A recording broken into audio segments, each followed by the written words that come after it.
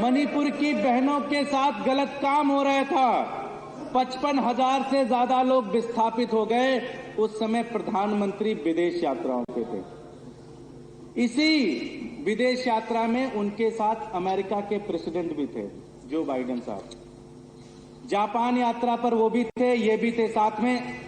Japan के बाद उनको भी पापुआ न्यू गिनी जाना था, उनको भी ऑस्ट्रेलिया जाना था। लेकिन अमेरिका में उनको पता चला कि कोई एक डेट क्राइसिस चल रही है, उनकी कोई एक फाइल नहीं पास हो पा रही है सदन से। उन्होंने अपना विदेश दौरा कैंसिल करके वापस अमेरिका चले गए। और वो ऑस्ट्रेलिया नहीं गए, ना पापुआ न्यू गिनी गए।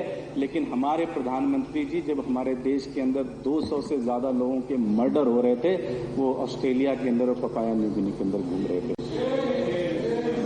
78 दिन हुए, 78 दिन तक लगातार मणिपुर जल रहा था।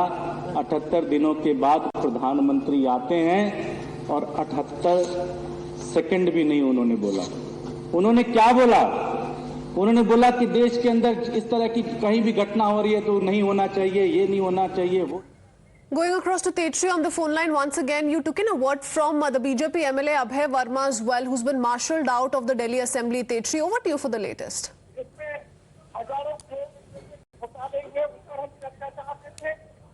चर्चा नहीं कराई गई।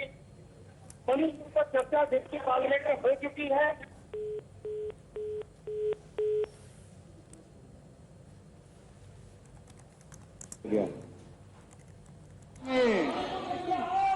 मोदी तेरे राज में, मोदी तेरे राज। So yes, we do see sloganeering take place in the Delhi Assembly, which is trying to hold discussions on the Manipur issue. The allegation being leveled against the BJP MLAs who've been marshalled out is that they were trying to disrupt the discussions which were ongoing on the Manipur issue.